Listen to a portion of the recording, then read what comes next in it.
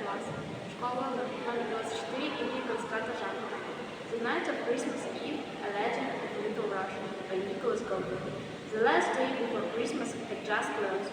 The bright winter night had come on. Stars had appeared, and the moon rose majestically in the heavens to shine upon both men and the whole of the world. So that they might gaily sing carols and hymns in praise of nativity of Christ. The frost had grown more severe than during the day, but to make for this, everything had become so still that the crisping of the snow underfoot might the hair nearly have a worse round. As yet there was not a single group of young peasants to be seen under the windows of the cottages.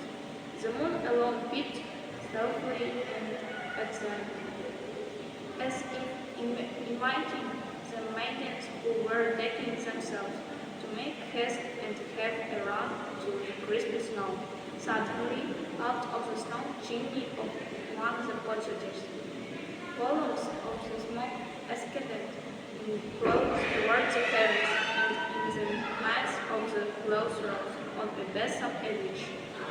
Thank you.